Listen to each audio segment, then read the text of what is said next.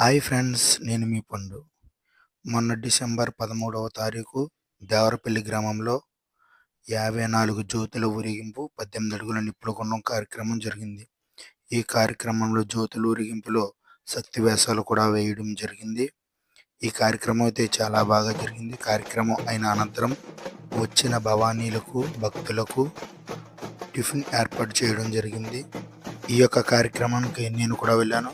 నాకైతే చాలా బాగా నచ్చింది. Please watching my videos.